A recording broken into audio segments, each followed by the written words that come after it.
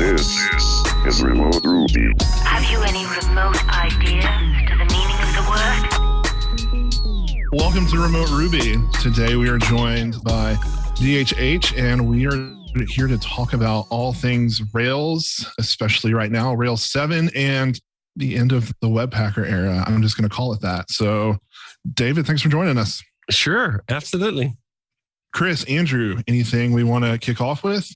I was thinking back, like last time we talked was January or something of this year. So that was shortly after, because Hotwire dropped like the 23rd of December or something like that. So it was an exciting Christmas with new Hotwire and Ruby and whatnot. So there's been a lot that has changed since then. Just lots of not high level concepts so much as like all the little tweaks and everything of getting sprockets updated to deal with digested assets and whatnot. So I thought we can go over maybe what's new. And I mean, this is a big release for Rails, but what's cool is kind of like all the stuff has been battle tested for the last year already. So I thought maybe you talk about what is Hotwire for anybody that's not familiar and what's new in Rails. I think what's most exciting to me about this release is that all the pieces are coming together at the same time. This is literally the complete vision of what I sort of always hoped Rails would be, what it was in periods, particularly in the early days, where full stack literally just meant, hey, you put HTML and you have a CSS file, and there wasn't a whole lot of JavaScript. And then we entered into a different era where modern applications required large amounts of JavaScript, and tried a lot of different ways to deal with that, incorporate that, make it smooth, make the development experience feel like it was a cohesive approach. And I mean, I think it's fair to say that some of those attempts were more successful than others. And that wasn't so much, I think, necessarily because we weren't trying hard enough. I think it was just as much because the pieces didn't come together at the same time. Like the advances in JavaScript exploded, but required all this machinery to make it work. And then all of these pieces slowly started falling into place. HTTP 2. Oh, now you actually don't need to bundle. It's not a huge speed advantage. In some cases, it's a speed disadvantage because you end up expiring your assets much more frequently. Boom, that's in place. ESM, the fact that JavaScript in browsers really got as good as it is, that you can ship JavaScript straight to the browser, and it's really nice JavaScript. It doesn't need processing. And then import maps. And import maps is the biggest thing that changed from last year to now. When I first saw import maps, this is the key. This is the final key to the puzzle that unlocks the whole thing. Because if you don't have import maps, you can't build anything advanced in JavaScript. It just doesn't work. Because whenever you have to update any files, you would have to go back and name all those references. It just didn't work. Import map was the unlocking technology that simply made the whole thing come true. And by the whole thing, I mainly mean, let's get Node the hell out of here. It's funny because I had a period of my time developing where I really disliked Node. And I thought it was really just, and then I spent a lot of time working with it because I wanted to get Webpacker working. I wanted to do things at Basecamp and with Hey, where we used modern JavaScript. We weren't going to live in the past. And I just sort of gritted my teeth and through trials and tribulations arrived at a place where like, okay, I kind of get this now. But then I'd go away for like a month and I'd come back and I was like, holy shit, what was it again? Oh, geez, I got to start all over. And it was actually at that moment, I think, I'm trying to remember exactly when it was, but I had a moment when I was trying to get some JavaScript from Basecamp into Hey, and I just couldn't do it. There was something in the Webpack configurations that wasn't meshing. And I was just like, this can't be true. I fucking wrote Webpacker. If I can't figure it out, who can figure it out? Who has a chance at this if you're not immersed in it all day, every day? I totally get that. If you're in it all day, every day, you figure it out and you stick with your routine and you can go with it and it's not a big deal. But you know what? If we're trying to create a full stack framework, you're not going to be in the JavaScript part all day, every day. You're going to be in all the other parts of it. And that frustration really just saw its salvation in import maps, because getting that final piece together I was like, we can go all the way back. I can turn back the time to 2005 when JavaScript was just something you wrote in your editor and then the browser executed it. And all of the hardship of making the pieces work and the pipelines and the build steps and all that stuff would just disappear. But what was interesting was at the beginning of this year, that was speculative, very speculative. Import maps, first of all, is quite new. I was about to say standard. I think that's fair. I mean, it's a standard, whether it's broadly adopted yet everywhere. It was a new standard. It hadn't even properly shipped. It was still in the development version of Chrome. I think Chrome shipped it for reals this summer. Is that right? Something around those lines. And still hasn't shipped as a native feature in Firefox or Safari, but there was an excellent shim. And that was the other part that really sort of made this possible. Because one thing is like, okay, Chrome has a nice feature. Yeah, that's great. Can't use that. Unless you're willing to say like, oh, well, only 85% of my users really can use my thing. It is not going to work. The gap was too big. But then here's the shim.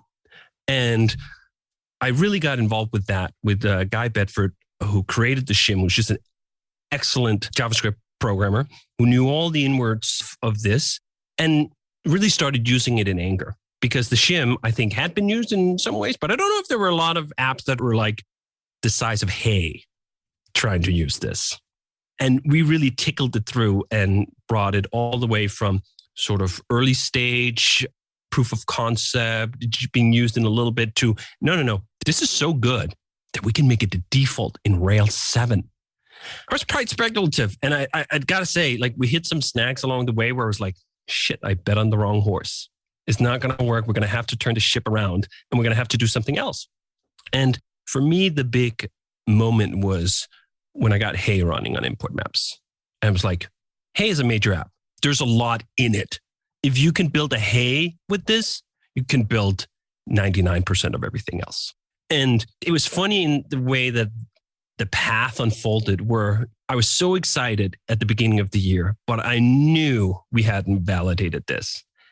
And then we got closer and my confidence levels just kept going up. I was like, oh man, I wish we could do this.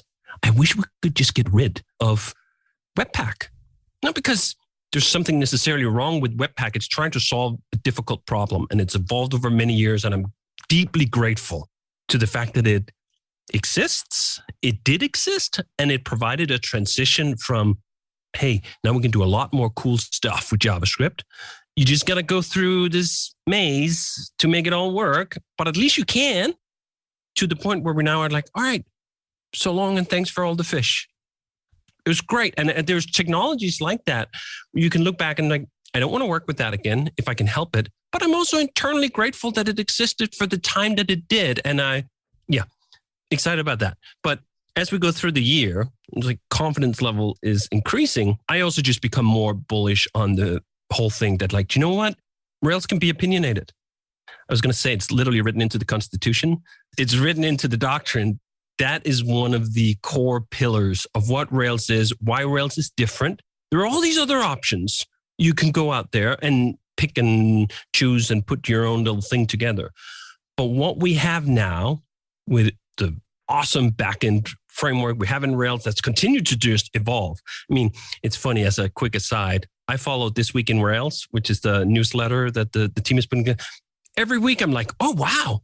Oh, that's so cool. I had no idea that all these things are going in. And every week you're just like, oh, 40 major new things just shipped this weekend. Like, oh, wow, amazing. Anyway, so we have that solid base. And then I was looking at how far we'd come with Hotwire. And then thinking, do you know what? Are we going to do this? Are we going to double down here and just go like, no. This is the path, a default path. I mean, there's another good discussion afterwards about what that means. But at least for the default, Rails is going to be opinionated about that. It's going to be full stack, unapologetically full stack, all the way from active record, the databases, the queues, to Hotwire on the front end, which is far more ambitious in what it tries to do than TurboLinks ever was, than Rails UJS ever was. Those two technologies, as good as they were, took you, 20, 30, 40% of the way. Hotwire, for a huge number of applications, will literally take you the whole way. So it's funny to think back over this year and, I remember it, in February thinking like, you know what? Hotwire is good. We're using Hotwire here. This is good. But can it be a Rails default? Is that pushing it too far? Are we going too far with this? To getting to the point of like, no, of course it should be. And then now it's out and you're like, yeah, I wouldn't want it any other way. It doesn't even seem risky now, which is just interesting. Like how you can go from like, oh, I perceive this as like, I don't know how the community is going to feel about it. Maybe we're going to have to push through. And part of this is, of course, I think back of all the major Rails things. Like when we did REST, people were like, when I introduced pluralization, people were like, like there's all these points in Rails history where you go like, that was really controversial at the time. You push through and a year later, everyone goes like, yeah, duh, of course we're pluralizing. Yeah, duh, of course we're doing all these things. And I thought that was going to happen here. And maybe it is, and I'm just not listening in the right corners, but it seems like general reaction is far more positive, far sooner in the process than many of these other big changes for Rails were at the time, which is really just encouraging. And I think the proof is just in the pudding. It's good. And that was the other thing you mentioned, Chris, that so Hotwire goes into Rails, not like the day after it was released. Hotwire had time to build a following and to convert people on its own merits when they actually had to do the work of integrating it. And I'm just hearing it from so many corners now.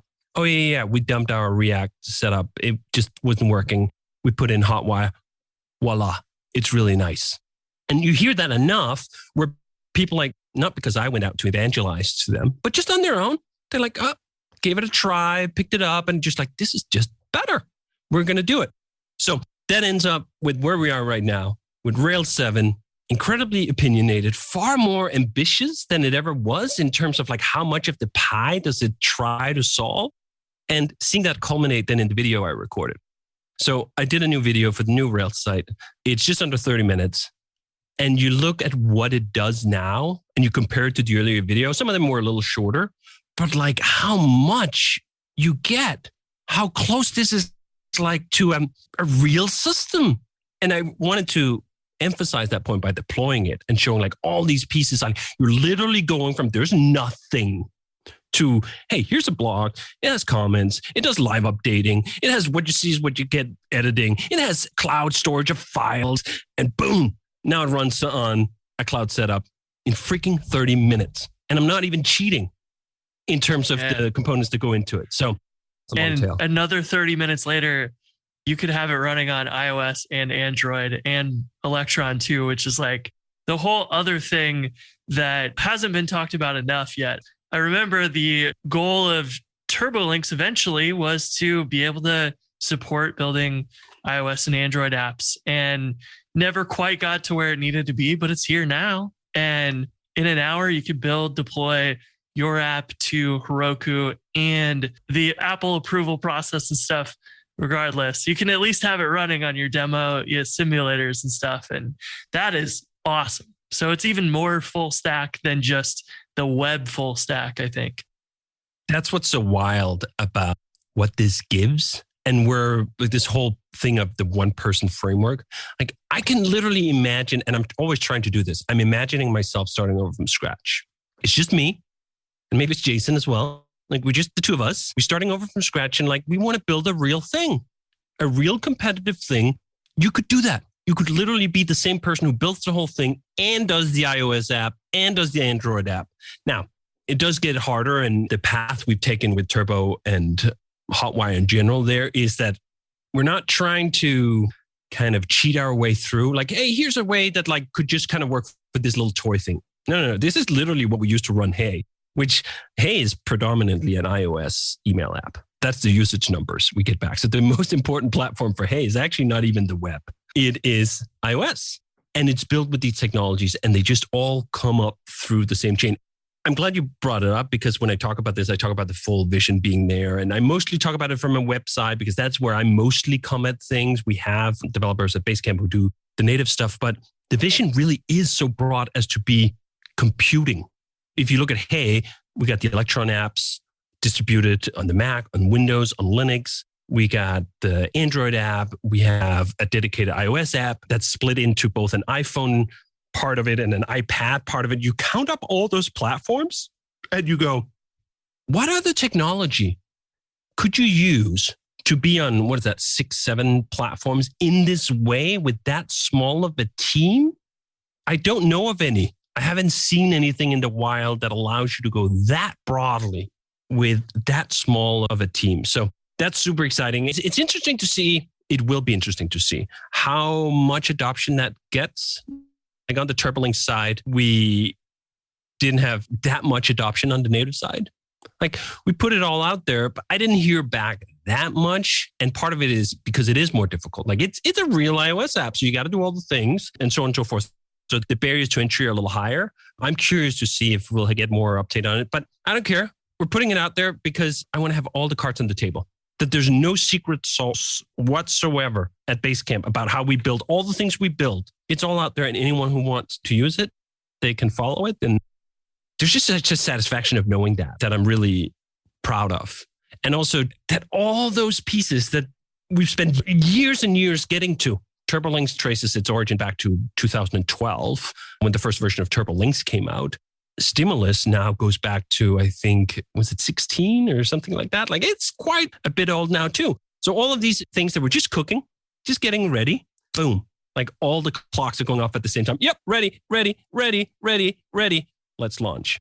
Yeah, and it's so good timing for all of that and the less need for Node by doing import maps, or if you want esbuild or rollup or whatever. But like to have those happen at the same time is pretty awesome. I'm curious because I know with Hey, you're able to go full like import map and you're working on Basecamp 4. Do you see yourself being able to move to import maps only for Basecamp 4 eventually? Or is there like esbuild involved? What is that looking like? Yeah. So the funny thing is that we haven't actually launched the Hey version on import maps yet. It's just about there. I really wanted to get it out before Rails 7 because it'd just be nice to say we had a few things actually on the native adapters that had to change because of how import map is set up, but been running it internally as a version for months. It's great. Basecamp is in a little bit different situation. First of all, because Basecamp 4 is a continuation of Basecamp 3. Up until Basecamp 4, we rewrote. So Basecamp 1 is a completely separate code base from Basecamp 2, is a completely separate code base from Basecamp 3. And then for Basecamp 4, for the first time, we were like, oh, actually, this could do it. The things we want to do for 4 does not require a full rewrite. So Basecamp 3's code base traces back to 2012, I think, actually. That is kind of a long time. And it does have some marks of that in its evolution. It has, for example, the split before and after Stimulus. Stimulus grew out of me one Christmas looking at the JavaScript we had at Basecamp going like, we're writing like 4 different styles here. There's got to be a way where we can come up with a framework that combines the best of those different dialects, if you will, into one way so we all just write it the same way. So it has old JavaScript code. It has jQuery in it. Plenty of it even. Full like early 2010 style jQuery and the works. And then it has a substantial amount of code that was written with Stimulus and the new Go. So going from that to import maps is a substantial jump. Now, you don't necessarily need to do the jump. That's what we did with this division. We said like, hey, we want to use Stimulus going forward. We're not going to rewrite all the code. We're just going to start writing all the new controllers or all the new code as controllers in Stimulus. So there's like this line, and we have both things. So we ship sprockets-based JavaScript of the old guard, not modules, not anything. Things that are just including jQuery, this and that, and the other things. That's one file, a piece of JavaScript that's included.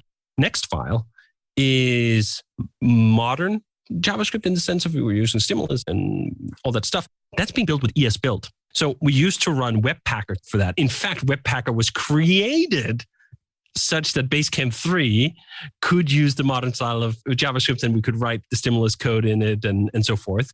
And now, once I started working on the new stuff, the jump from Webpacker to esbuild is minimal. I did it in literally, I think, 2 hours. Converted the whole Webpacker setup for Basecamp to use esbuild with the new JS bundling Rails approach, which in itself was just such a fascinating thing that like there was actually no technology. We talked about with import maps, all sorts of things had to happen. HTTP 2 had to happen. The standard had to happen. Someone had to ship it. The shim had to be really good. The JS bundling -Rails approach, we could have done that in 15. Literally, somehow, I don't know why, but this idea that, hey, you have a JavaScript toolchain that produces an output file that Sprockets then picks up and digests and uses. I don't know why the hell I didn't think about it. I don't know why the hell anyone else didn't think about it and said, hey, do you know, actually, you don't need all this shit. You could just go straight to an output file that then feeds into Sprockets. Somehow, I had locked it in my brain that if we went down this path, we needed a parallel universe where everything was just being done by itself. And that was why Webpacker actually had quite a lot of moving parts. You look at the moving parts for JS bundling Rails and you go like, where are they? Where are the moving parts? There are literally no moving parts. We went, hey, use esbuild or rollup or Webpack or whatever. If you can produce an output file that goes to app assets builds application.js, boom, you're hooked in.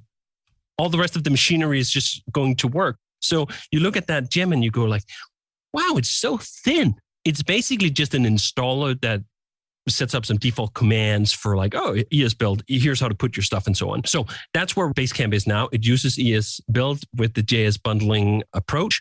I'd like to get to import maps, but there are few things to sort of consider in that transition. One is that when you use import maps, you're using the browser to do all the JavaScript. There's no transpilation, which means you have to actually think that the browsers support the features you need. So Stimulus 3, for example, with public fields for declaring things, that was not supported until Safari 14.1. Now, that's a wildly distributed version and it's fine, but there could be, for example, on Basecamp, we have a broader responsibility to support more clients for longer because people invite their clients into it versus, hey, we can be quite aggressive. Hey, if you're paying $100 a year for email, you can probably afford a recent phone that has a modern operating system on it. Versus with Basecamp, we have to be a little more like conservative. It wasn't actually until this year we dropped IE 11 for Basecamp. So we'll see where that goes. But right now I'm actually in some ways almost happy because on the one hand, we have Basecamp 3 that really gets to flex the JS bundling -Rails setup using the esbuild. And import map can't replace all the things for all the people. Anyone who wants to do a full Rails app with React, for example, and like not just a Rails app that uses React, but a React app with Rails, you're going to want to use JSX probably, which means you do need the whole pipeline and you need all the stuff. And I want to make sure that I continue to flex it, at least at the base core of it, just that it stays solid. And then, hey, gets to do all the most modern, most ambitious, most cutting edge stuff, but also on a really wide platform. Like this isn't some little niche app that like 20 people use, right? Like there's like tens of thousands of paying customers who will tell us if things don't feel good or fast or whatever. So that was the other thing that was so interesting to happen this year was that like not only did the import map approach become viable, and that took some time and took some leaps of faiths, the other path became viable too. That we managed to somehow both make it way nicer to work with a node setup backend for your front end in Rails and give you an amazing path that doesn't even require node, which is, I mean, I'm quite proud of that because if we had just doubled down and got import map, that's what it is. If you want to use JSX, if you want to do related, but not in a good way, because it's too exclusionary. It would run into the other tenet of the Rails doctrine, which is we're trying to push up a large tent here. Rails should be a framework that you can use if you want to use Vue, or if you want to use React, or if you want to use any of these other things. We can still come together and work on Active Record together and the controllers and all that other stuff. But what's clear to me in all of this was that Webpacker was always a transition point. It was never the final destination. And I knew it going in. This is a compromise. I'm not thrilled with this compromise, but at this moment in time, it's the best compromise we can have. And now we have a way better compromise. The compromise being, if you aren't buying into a huge single page application approach to building your thing, you get to wave all of that complexity goodbye. And there's so many people who start out with Rails like, hey, I just want to learn Rails. I just want to get going. And like then they hit a Webpack config issue and they just go like, oh, okay, web development is too hard. Like maybe I should just do something else. And that's just really shitty. And I feel a little bad about that in the art of the possible here we went through with the Webpacker era, that undoubtedly ended up turning some people off. And now we're back to a version of Rails where someone can install it, start using it, and they're not building a toy thing that then has to be thrown away so they can learn the quote unquote real thing. No. This thing will take you all the way to an app like, hey, it's a really great path that is a much shallower learning curve. And hopefully we can get the best of both worlds. We can get the people who really want to do the node setup. They'll have a much better story, much better integration, much more like quote unquote normal. They'll just be like, hey, I'm really good with the JavaScript ecosystem. Plop, you go into a Rails app. Hey, it's just the same thing. This is just a node app that lives inside a Rails app. And it's totally normal. And we don't try to pave over it or abstract it or build other things on top as Webpacker did. And then at the same time, there's also the peaceful coexistence of people who just go like, node what? Yeah. A few people in the chat are asking about Strada. So I know on the website it says coming 2022, but can you say anything about that?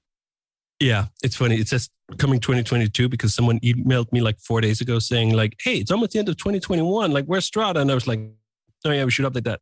Coming 2022. I regret a little bit that we went out to advertise that piece because for some people it meant like Hotwire isn't ready, which it is. The Strada piece is like the last sprinkle on top to make the integration between a web app and a native app feel better, but you don't need it. It's a nice add-on on top for communication back and forth such that you can have more of your app on the web side of things, present stuff such that it feels more native. It's level up stuff.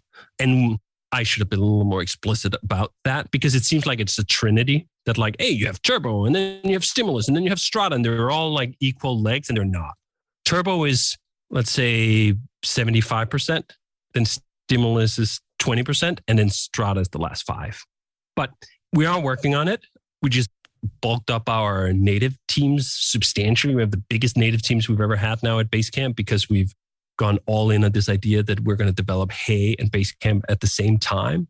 So we are going to have a ton more capacity to be able to do this properly in 2022. And I'm really looking forward to that because that's the other thing of it. Strada is in some ways like the native camp telling the web, hey, this is what we need, instead of the other way around.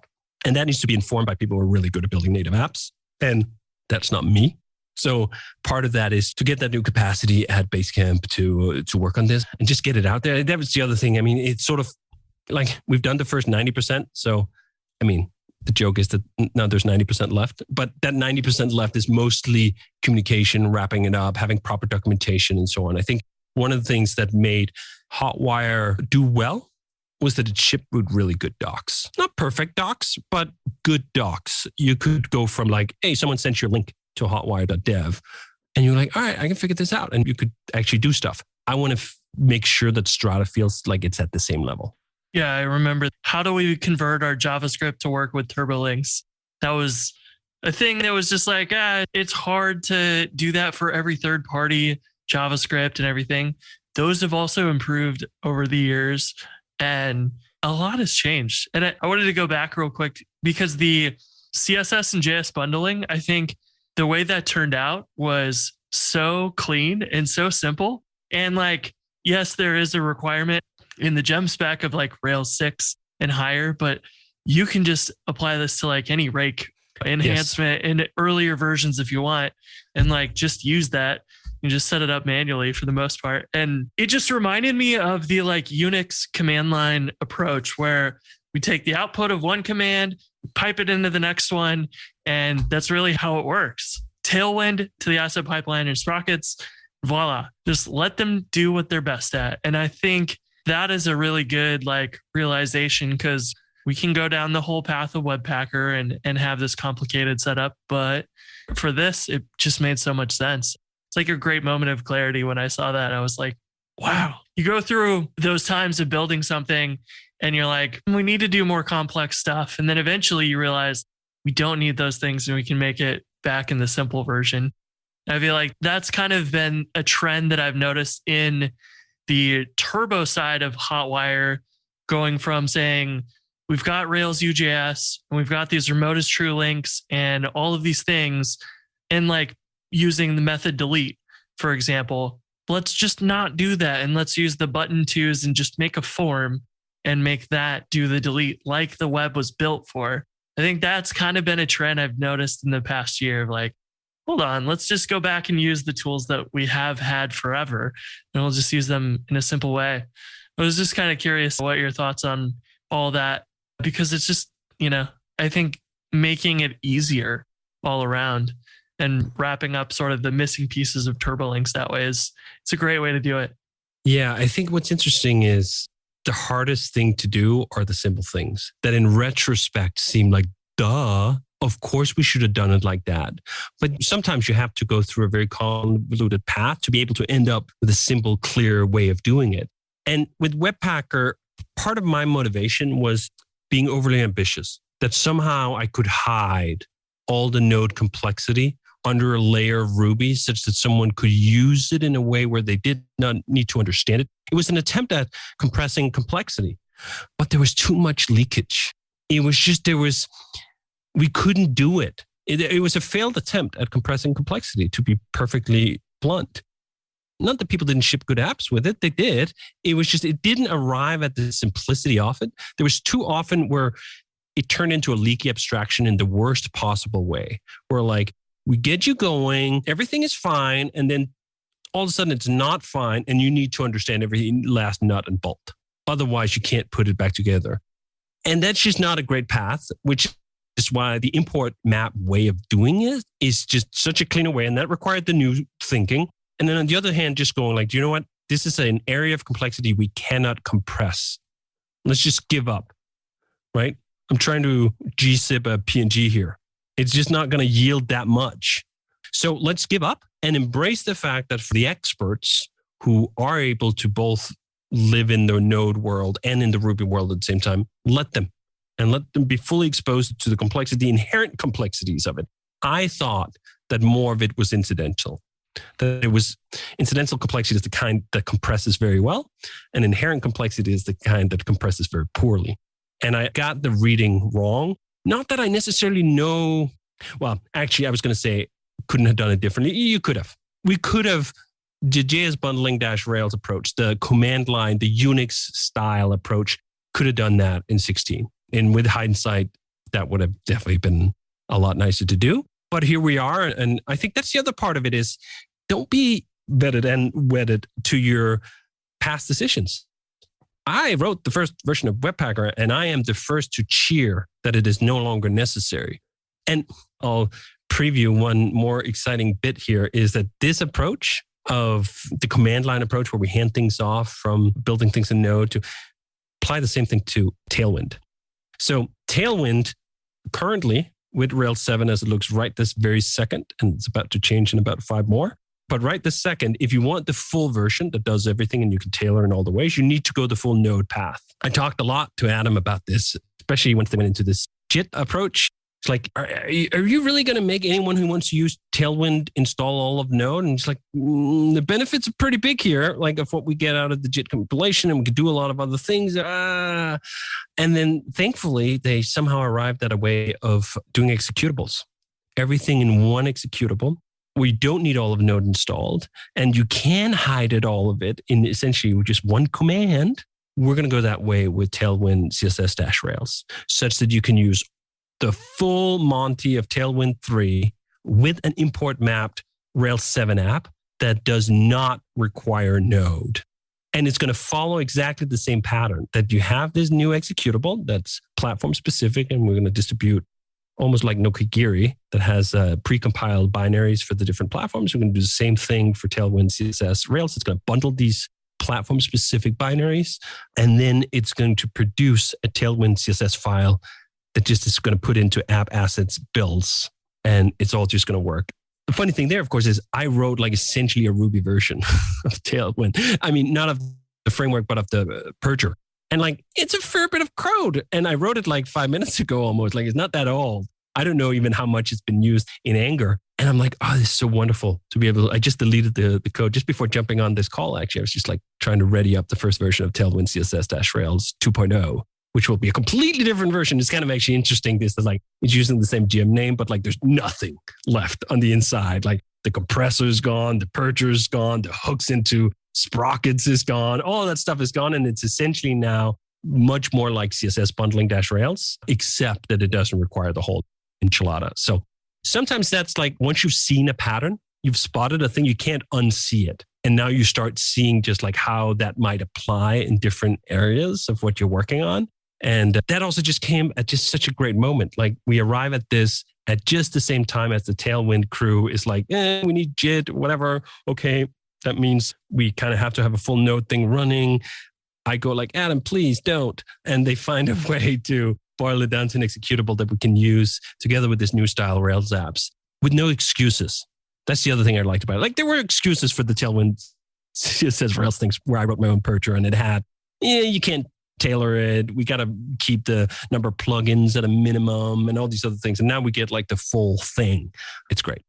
That was one of the reasons why I went with Webpack in the first place. And then what's nice is the CSS bundling option for Tailwind and Bootstrap and everything else provides a pretty seamless, if you want to use Node, you can grab any of those frameworks and run with them very easily and follow, for the most part, the instructions on their website, which is kind of a handy thing instead of going and finding like, what's the Rails specific way we need to set things up? I think that's been a great improvement there.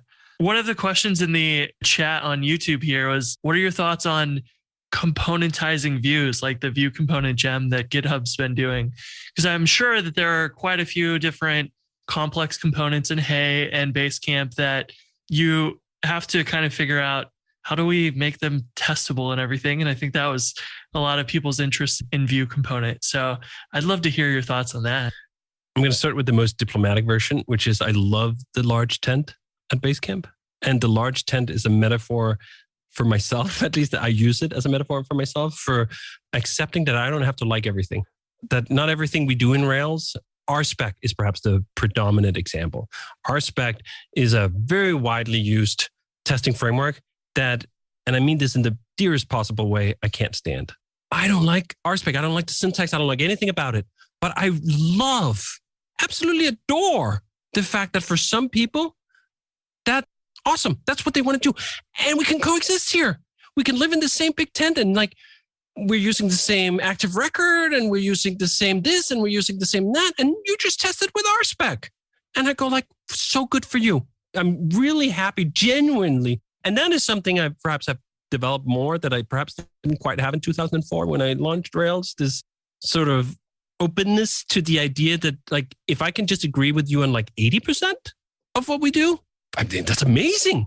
We can work together on 80% of what we share in common. And then the 20% can differ, and that's totally fine.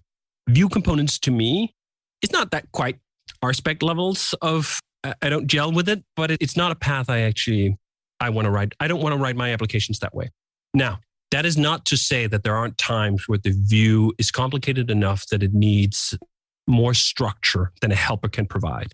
My own heuristic here is when I start having helpers that are interdependent, that you have to call multiple helpers that call each other, that's screaming for an object. And I just do a Ruby object and I keep the partials, and the Ruby object provides the massaging of usually the domain models because they fit together in certain ways that doesn't quite gel with how it needs to be presented in the HTML.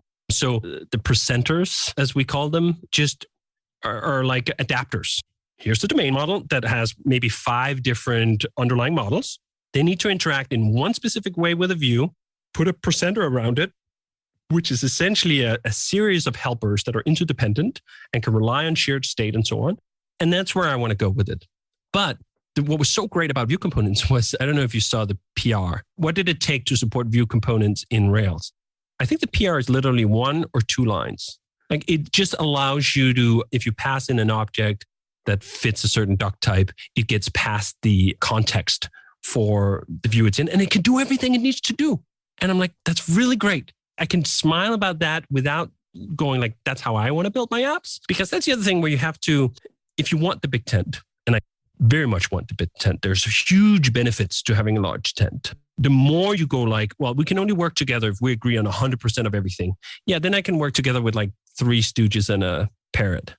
that's a very narrow definition of collaboration. If we have to agree on everything down to the most minute detail. Now, on the same hand, if we disagree on everything, it's also not going to work out.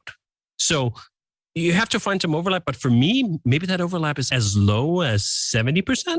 I don't know exactly where it is, but if we agree on 70% of the things and you go like, I like ViewComponents, I like RSpec, I like all these things.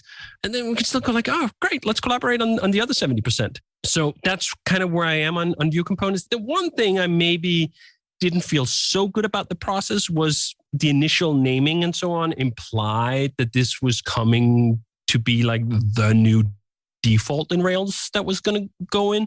So maybe that ended up giving some, I don't know, wrong expectations for some people that like, oh, this is the new way we're going to do this. Because one of the privileges of creating a framework and still being involved with it is that I have a large influence on the defaults. That's why I am interested in still being part of this framework, is because I usually have like a quite clear vision in my head of where things to go. And to the largest extent, except if that's a really peculiar thing. And sometimes I do recognize that where like, okay, I'm just weird here and I won't try to push that weirdness on others. And in other cases, I'll go like, do you know what? Let's make the big tent, but like, I'm going to pave a path through it that if you don't care, if you haven't made up your mind as to whether to use RSpec or Minitest, you're going to get Minitest.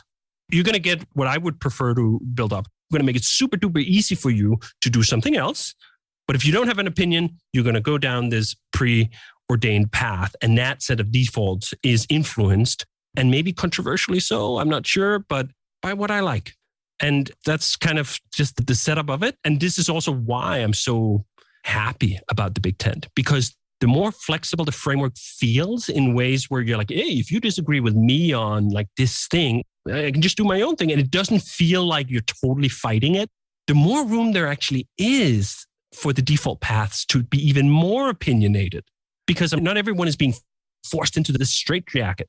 They can just make their little substitutions and we can all be happy together. So ViewComponents, I think you should just try it. If you're hitting things in your app where you go like, my views feel shit. I don't know why. Maybe I want to test them more. Try it. Give it a go. And sometimes some things are going to just click with you and you're going to go like, that's great. And then you should use it. Another time you give it a go and you're like, yeah, this is not quite what I want. And then at least you've learned. In fact, when it comes to components, sort of historically, I'm not the biggest fan of splitting things up. We don't use a bunch of like sub parts of the app as gems and all these other approaches that some people build Rails apps with. So I'm going to come down on this one side of it. I'm very much a holistic. One person should be able to understand the whole app and work with it and not the subdivision. And I understand that there are moments where that perhaps breaks down, either with frequent sort of different people swapping in and out of an app, or you have a very large organization, blah, blah, blah. All sorts of reasons why how I like to build apps will not be the right answer for everything. But I'd like to believe that it is a pretty good answer for some of the people, some of the times at least, which is one of the reasons why I always find the discussion about some of these things like, oh, funny. It's like, Rails is going to go to shit, like, unless it changes the default on this. Like, okay, I mean, also, we're here after 20 years, doing pretty good. This is the path we followed the whole time. So, like, I don't know, maybe calamity is around the corner. And sometimes you can be delusional thinking just because things worked well in the past that they're going to work well in the future, but also yesterday's weather. I want to take a moment to thank our sponsor, honeybadger.io. One of the things that's really tricky about error monitoring is that when you get an error, it could have come from anywhere. It could have come from a background job or a user doing some weird thing. They have JavaScript turned off. You never know. And so you might get these stack traces, but you might not know how to debug them. And that is really a pain in the butt.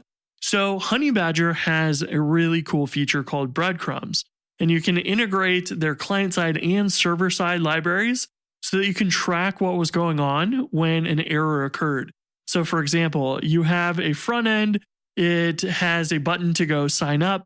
Your user clicks that and it makes a post request to your API. And your API has a failure response. And then your JavaScript has an error because, well, something went wrong on the back end. Well, what's really cool is that you're able to track all of that with Honeybadger and see the steps that actually happened in the browser and the server side. So you can go replicate those steps and try it yourself and actually replicate those errors and actually solve the bugs. And that is super cool because if you're just trying to look at the stack trace and you don't know what happened that led to that, it's really tough. So Honeybadger can really save you a bunch of time. I think that is one of my favorite features that they offer. And, like we've said before, they have check-in monitoring. So if you've got cron jobs or like regular scheduled background jobs or anything like that, you can have those check in with Honeybadger and make sure that they're running. So you can feel confident that, yes, your cron jobs actually are running. So that's it. I just wanted to give them a shout out. We love Honeybadger, and they've been a long, long time supporter of everyone in the Rails community, and they will continue to be. So check them out. They've got a generous free tier. There's really no reason not to use them. As someone who does get to pick the defaults, I'm going to shoot my shot. What are your views on authentication being built into Rails? Yeah, it's funny. It's actually a direct continuation of the past conversation. It's a component. And it's a component that's at such a high level that it sets certain expectations about how the app is going to work. Take devise, for example. It's well above the limit that I would call infrastructure. It is far into how does the app feel and work in a way that influences how a user perceives the app. That to me is across the pond.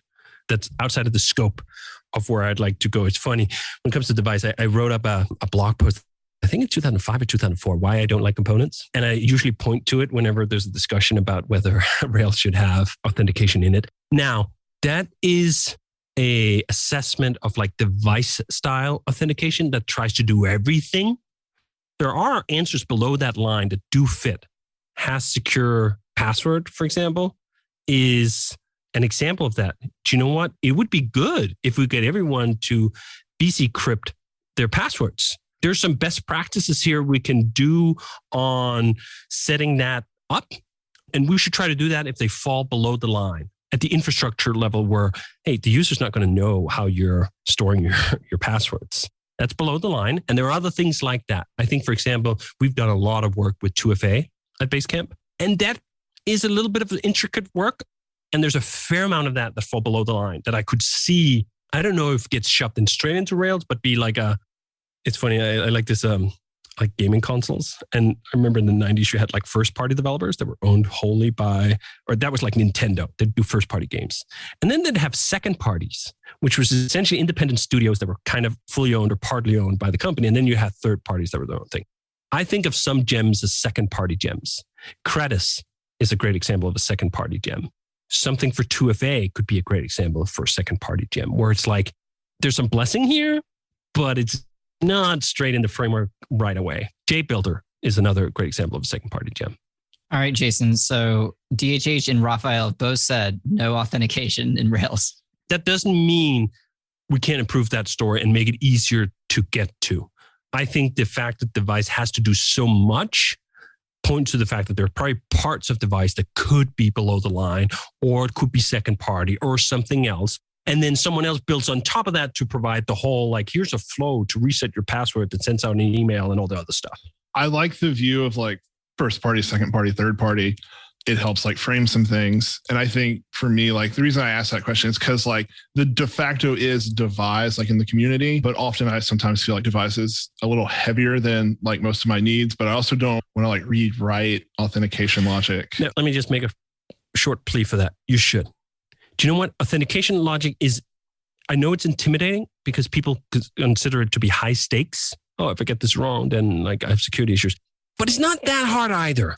And this is one of the reasons I've resisted doing this, because we built like custom authentication schemes. Like, I don't know how many times what have I built? Like 20 major apps in my career or something like that. They all sort of had their own little authentication variations. It's not that difficult. And I actually, in some ways, what I really want to do, I want to make a video. Whenever someone goes to like, I almost want to make a video that's a gem. So you go like, install official Rails authentication, and like it installs the thing. Boom, it just pops up a video. Let me show you how to build it. It's just what it does. Let me show you how to build it. It's not that complicated. I do feel like anyone who got a solid 20-minute, maybe 30-minute tutorial could build it with confidence. I think that's the main thing I see lacking, that there's a fair number of people who are like, they just don't have the confidence to do that part of the app. And I want to give them that confidence. I want to teach you to fish. I don't want to just give you a bunch of fish. I want to give you a better fishing rod. I want to give you better, whatever bait you put on it, all the things that make it such that like you're part of it and you're getting better. This was, I don't know if we want to get into this whole controversy, but this was my point about like, don't be the dog slamming at the keyboard, not knowing anything. Don't embrace that idea that like you're ignorant and you can't learn or something. It's just, to me, it's a really unappealing persona. I understand how you get there and I understand some of the benefits to like, hey, we all look shit up on the internet and we're all like normalizing that is healthy and good in a certain sense. But it's more important, in my opinion, that we give people the confidence that like, hey, you can learn stuff. You can become better. You can become so good that you have confidence to build your own damn authentication. And I will help you get along there. I'll make the tools for you. I'll put out the information. I'll give you the pep talk. I'll do all the things, but like, let's try to be a community where we're trying to get better here.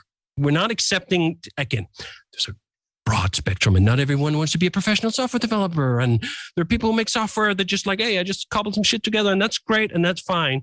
But for the people who are like, hey, I'm on a path here to become a professional software developer, sky's the limit. And there's no speed limits here. You can absolutely learn everything. On the topic of going fishing with you, are there any plans of restarting the Writing Software Well series on YouTube? Yes. And you know what? I should really do authentication as the first episode in the next season, because that series was exactly actually that.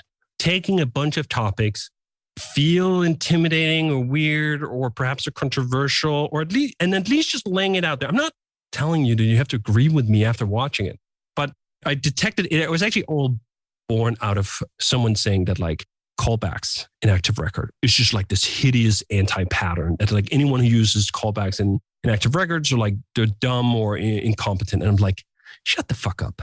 First of all, that's just my personal reaction. Now I said it out loud. And then the positive reaction is, let me show you how we use it. And then you might go like, I still don't like it. I still think it's dumb, but at least you see it used as it was intended. And then you might go like, do you know what? Actually, maybe I could use some callbacks here and there. Maybe that is actually a reasonable pattern that people could perhaps disagree upon, but you don't go like, well, anyone who uses callbacks in Active Record are either incompetent or stupid.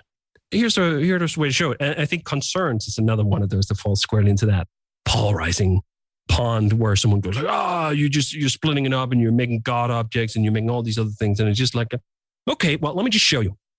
Again, you can decide if you don't like it or not. That's totally fine. But we're not debating these kind of just like, why would anyone do this? This is just so stupid. Like, come on. You really think like, I mean, I've been doing this for 20 years. If I'm still doing it, I would have stopped, right? We just talked about a bunch of things where I stopped doing it. Webpacker. All right, we stopped. Like that was not a good path. There was a better path. You think we've not looked at other approaches? You think I've not done about 1 trillion A/B on the before and afters? Like, okay, let's try to not use the callbacks. Oh, okay, let's try to use the callbacks. The callbacks are better. Let's try to use the concerns. Let's try to split the concerns out to individual objects. Let's try to do compositions with this. Concerns are better. Again, doesn't mean that like this is the final answer to everything. Just that like the things that have been in Rails for a long time are usually there because they've survived, that they're used. If they're not, they get yanked. They get kicked plenty of things out of Rails that like, just like, this is not a good way. Cache sweeping is a good example.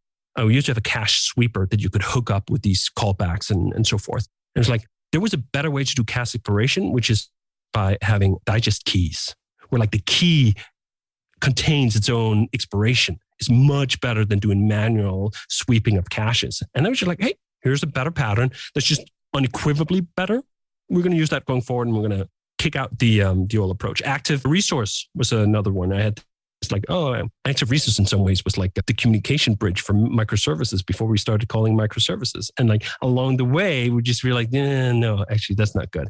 Don't try to pretend that services across a network bridge is a local object, but that quacks like the same duck, because it doesn't.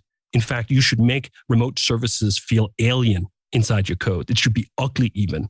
I was even thinking sometimes when we do somewhat like we do a snake case, like let's do camel case, just so it looks really weird and foreign in it. So you're not lulled into believing that like this is actually just an object running on your own machine behind here. No, this is a service call. And there's this world of hurt that enters once you're doing method calls across a network, failure states and latencies and all these other things. And what's funny with that one was that it came to that conclusion of the active resource, actually not a good way of doing it. That happened years ahead of the whole microservices thing. So by the time microservices happened, I was like, yeah, we fucking tried it. It totally sucks. I'm trying to warn you. It totally sucks. I did it a lot. It wasn't good. People are like, no, this is amazing. But that's another one I does feel like has swung back. So we started this conversation talking about Rails 7 and like, why is the time right? So some of the timing is right because the technology is right and has ripened right before we're there. And some of it is because sentiments are different. The pitch Rails 7 is making now would have fell on deaf ears to anyone who weren't already enmeshed in the community in 2015. Just wasn't going to happen. React and the whole SPA movement had a monopoly on attention and enthusiasm at that time, and it was impossible to crack it.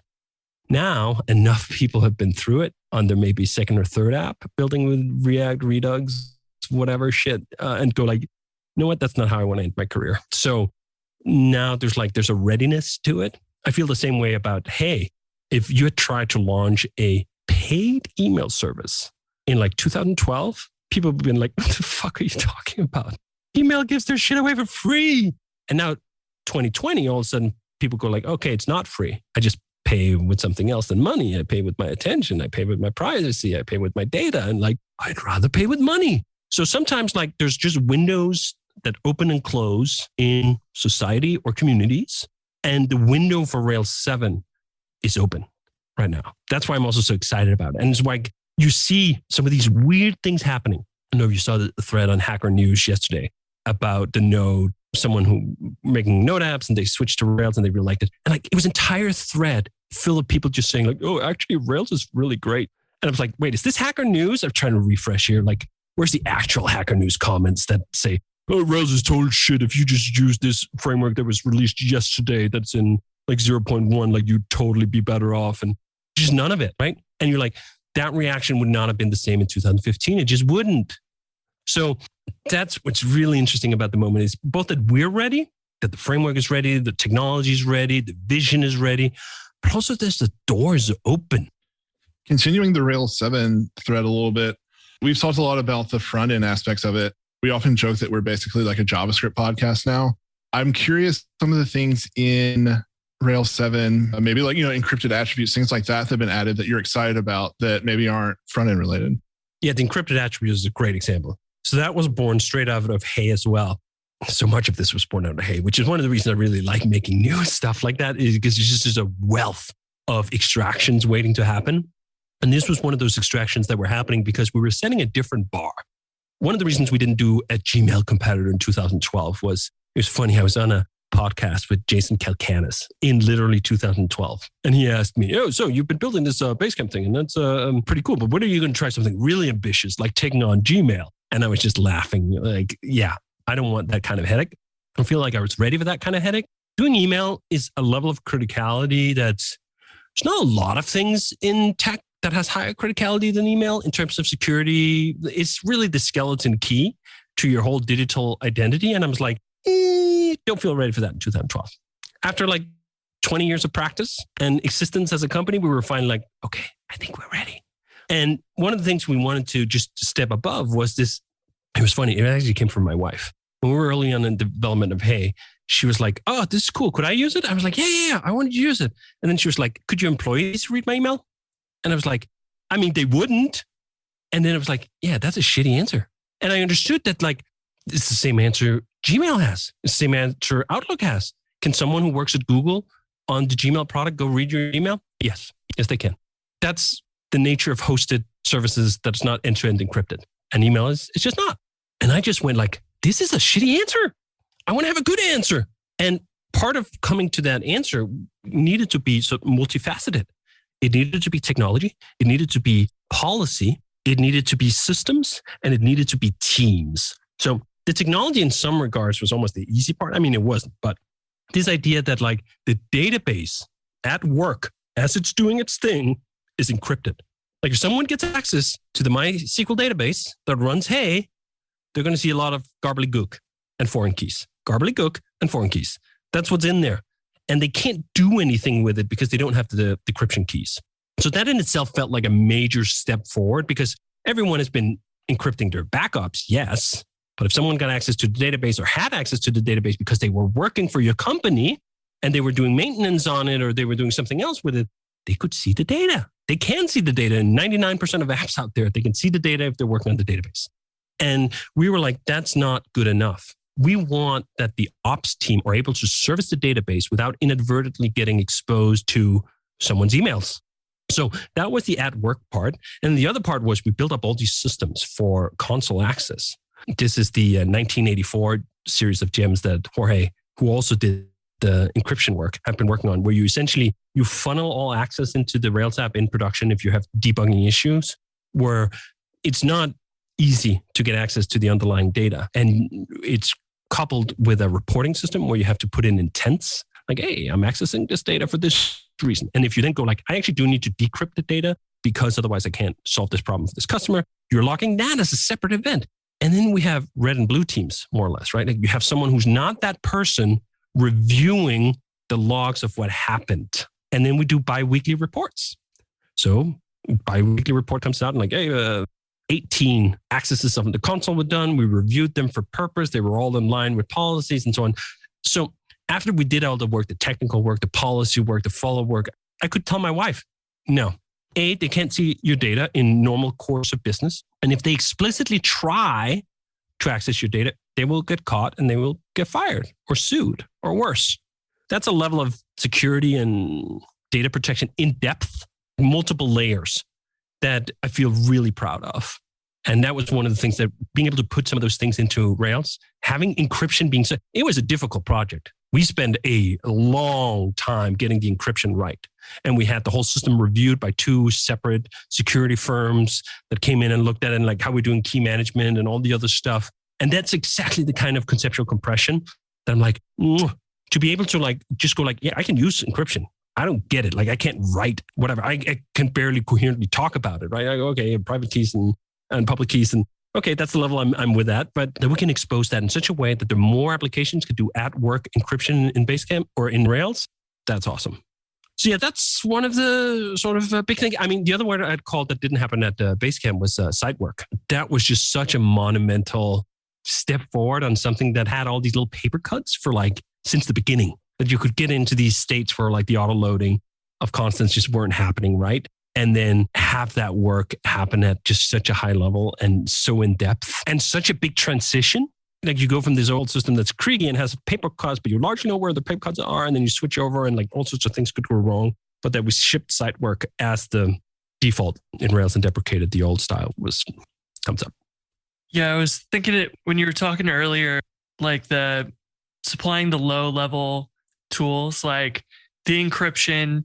When Jason asked about authentication, one of the things that just got merged into Rails 7.1 is the user authenticate by method. So you can have it automatically prevent timing attacks built in. So you as the person who's building authentication from scratch don't have to worry about all of those little attack vectors. And I think that's like, it's a great thing that we've seen now encryption in there. And, you know, a lot of people ask about how do I build a HIPAA compliant application? And now you're providing low level ways of like, if you want to keep track of what's going on with your data and all of that, then here's tools to do that. And it's great to see that being extracted out and made available to everybody, because Rails has always been an entrepreneurial framework. I felt like there was always an emphasis on how do we help 1 or 2 people go build a business. And that is such a cool thing, but this is taking it to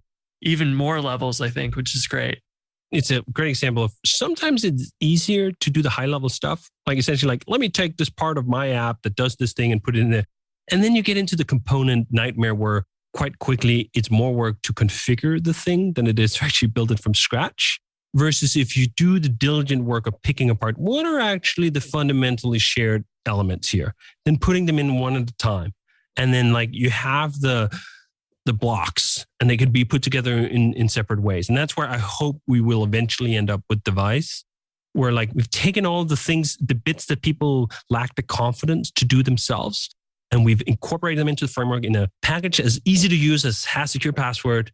And then they feel like, okay, I could do it because the pieces are big enough. I don't understand all the encryption. I don't understand all the setup, but I can use it and I put it together in a way that I don't feel like, holy shit, I'm leaving gaping holes in my security here.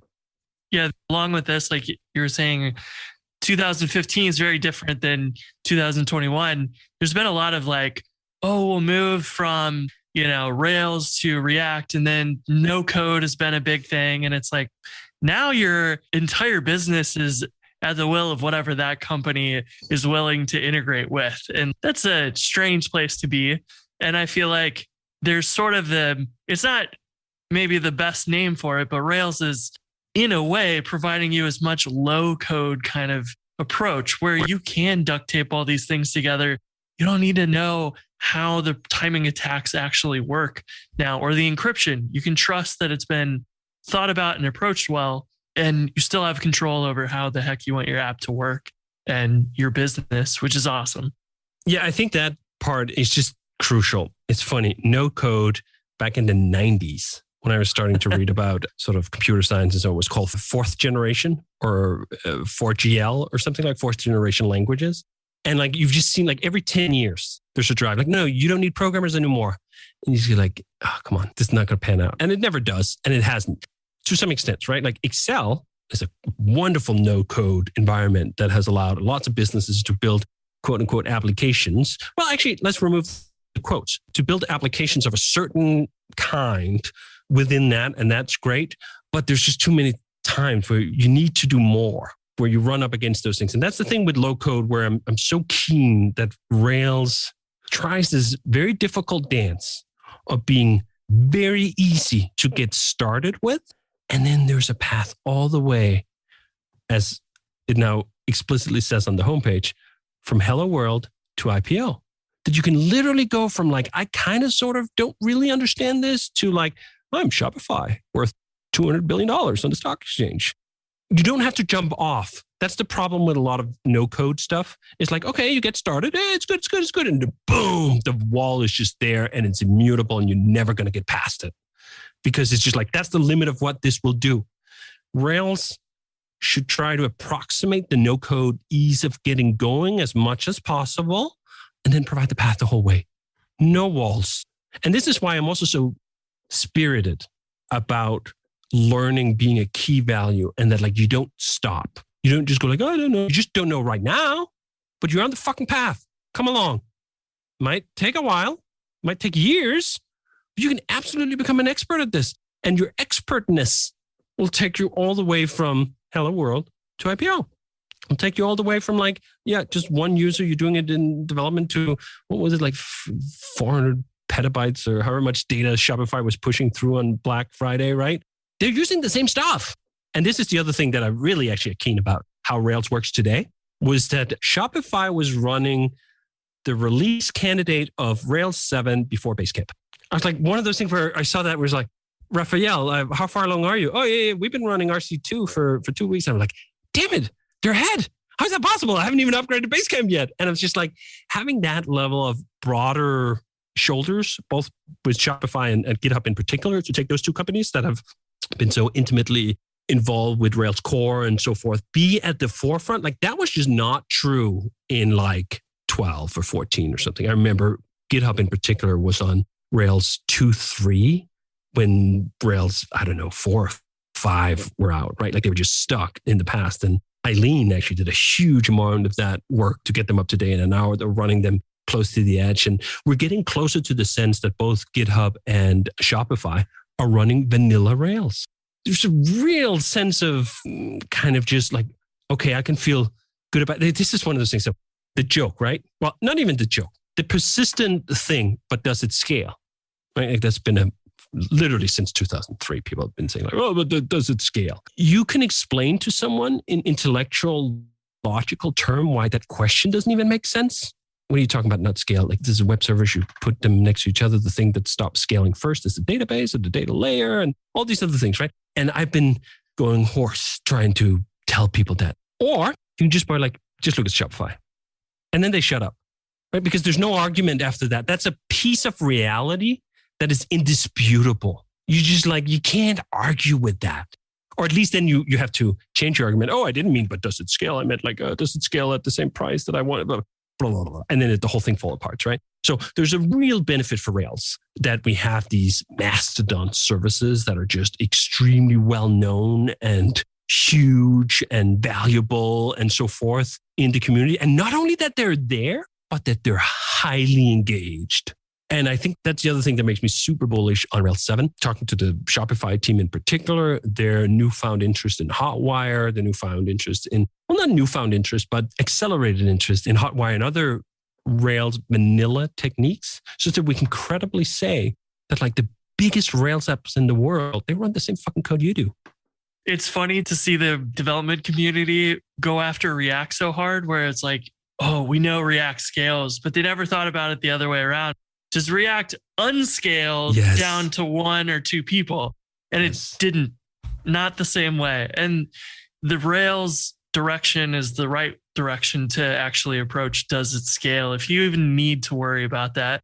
Yes. And I also wanted to mention, like, it has been interesting to see, I remember hearing about PJAX that GitHub was doing, and then seeing, oh, it just turns out that's like the way we do it in Rails. And those things being tried in companies that were going bigger and pushing boundaries, and then like, cool, we'll just take those ideas, pull them back in, refine them. Now we have turbolinks, keep refining that. You fixed JavaScript wrappers and things like that with Stimulus.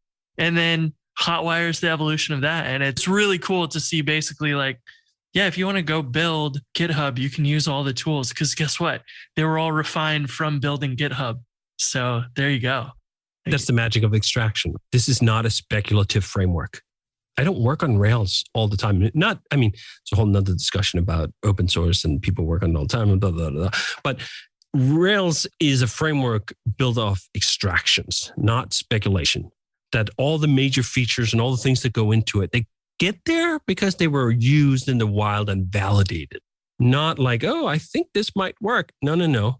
So it's retrospective in that way. It's always lacking to some degree, because before it goes into Rails, it has to be used in the wild. And this is why, for example, Hotwire becoming a default well over a year after it was first released. And that was multiple years after all the pieces were sort of used and honed in other apps. And that was even before sort of some of the philosophical underpinnings like PJAX, for example.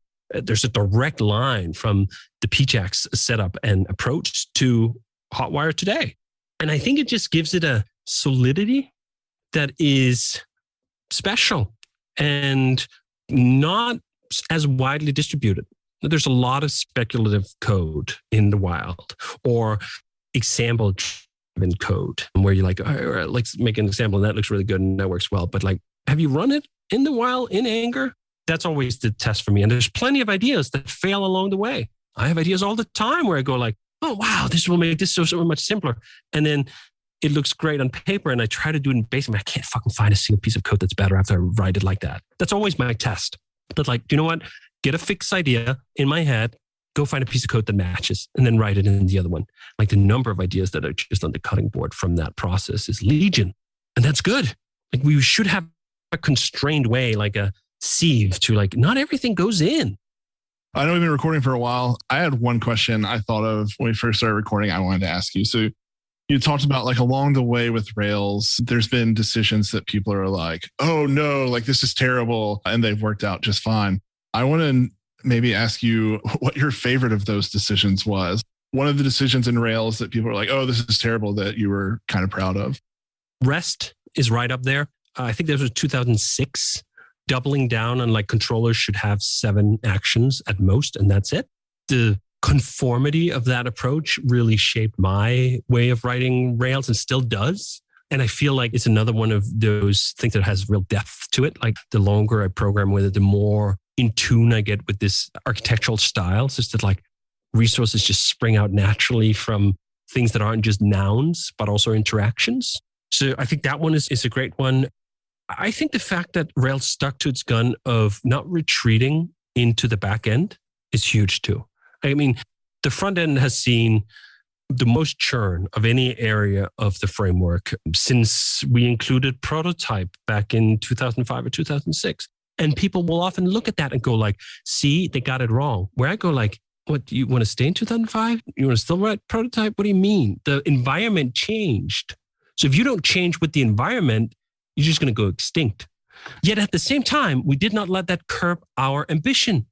Most things that happened out of that were like people retreated. I'll just make this one piece. That's my little framework over here. And you figure out how to put it together. I don't know how you're going to put it together. You pick the other 5, 10, 50 pieces that have to go together for you to actually build something real. And we went like, no, Rails is going to be a framework that is used to build a whole application. And it should have all the pieces in the box. If you need to run out and buy batteries, then right? And we've been dipping up and down against that line, but the commitment to stick to it and not retreat and not just go like, Rails is just going to be an API server. No. I mean, part of that refusal came from the fact that like, I personally never got convinced that the JavaScript should be the full answer on the front end. If I had been convinced of that, it's possible that Rails would have retreated to the point where it's just like, yeah, you do your own front end and we're not going to have any opinions of any kind in that regard. So sticking with that over the long term is a big part of it. REST was another big part of it. Kicking some things out like active resource, knowing early on, hey, we tried microservices. They're not great. I don't want to push anyone towards microservices if they can avoid them as an architectural style and then as an architectural solution rather than an organizational solution. As an organizational solution, I still think it's a valid pattern.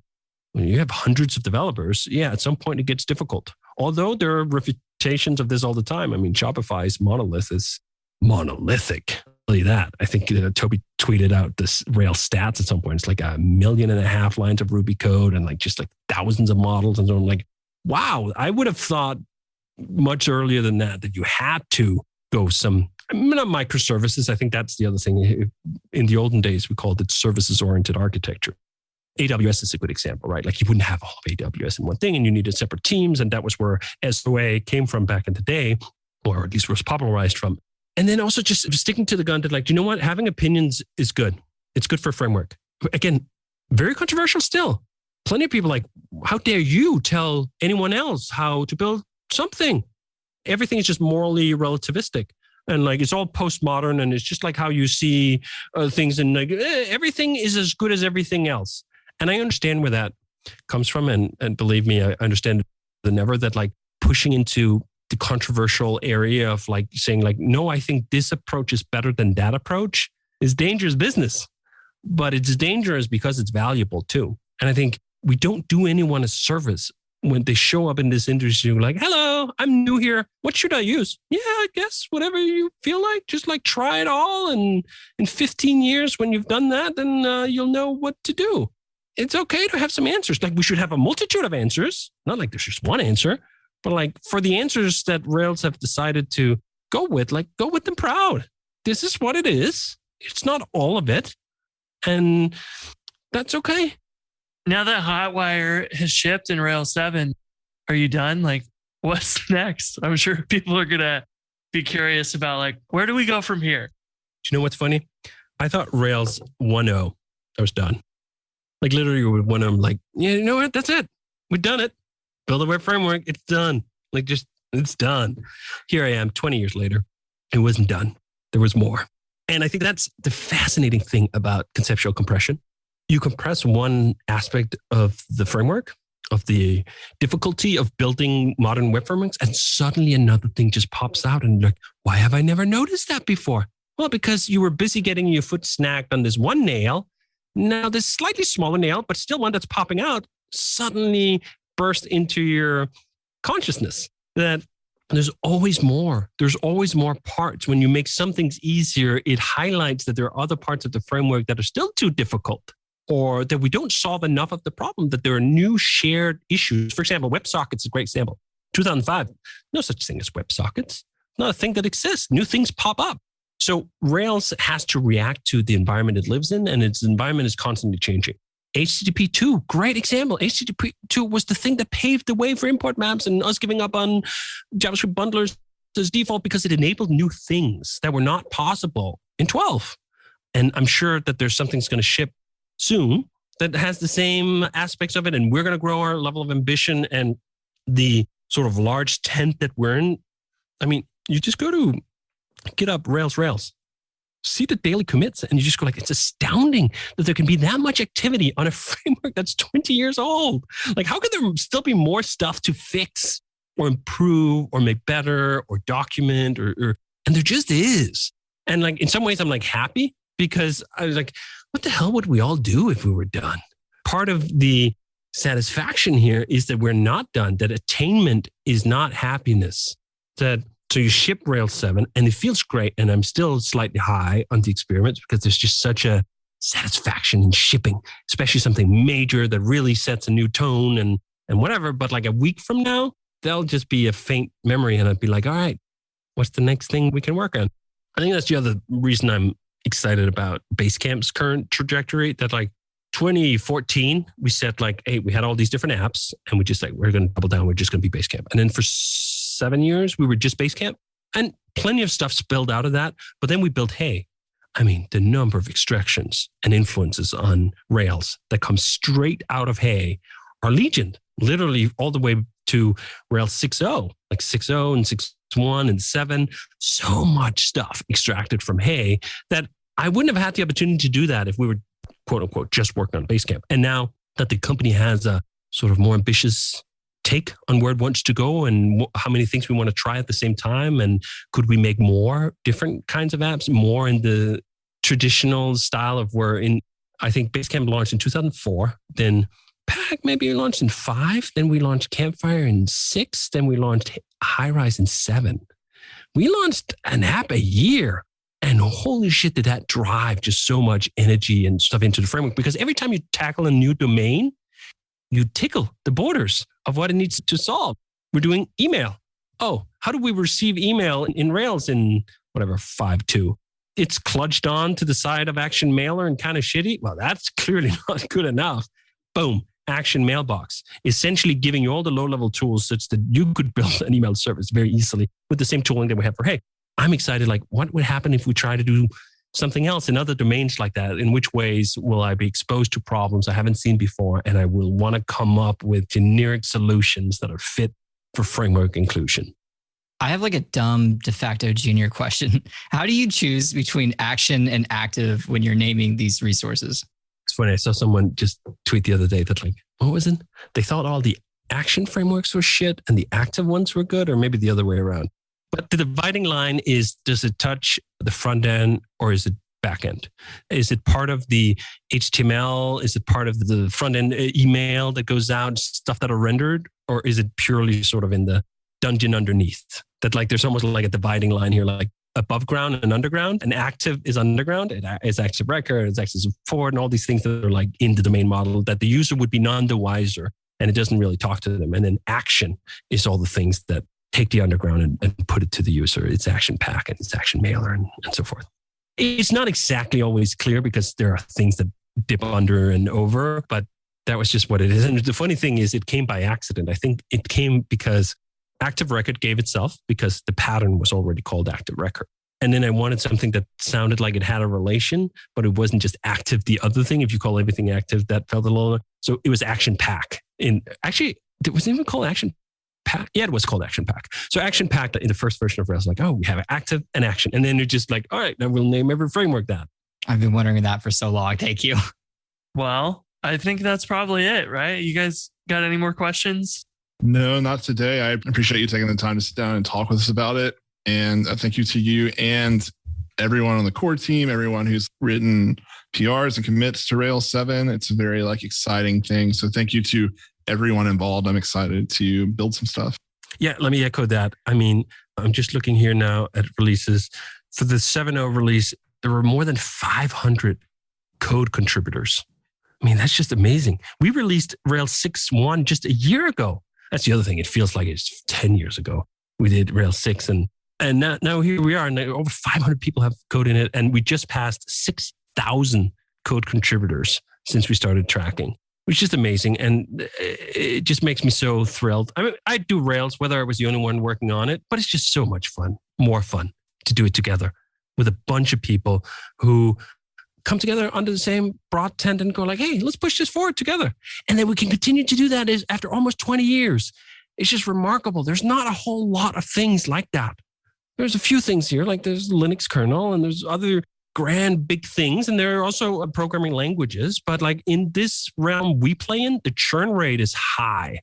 So for Rails not just to still be around, but to be this alive, wow. It's an absolute treat. And same to not just code contributors, but to the work you guys do, the work that people are doing, documenting it, writing tutorials, doing videos, doing advocacy, doing all these other things. There's such a broad band of people it takes to keep a community vibrant and alive that we should just be incredibly grateful that there's that many people who've decided like this is where they want to spend their time. You could spend your time in so many different things. There's endless numbers of communities and languages and frameworks and tools and whatever. And that many people have decided, you know what? I'm going to spend it with Ruby on Rails. Incredible. So thanks to everyone. Super happy with the Rails 7 release. Can't wait to see what people build with it.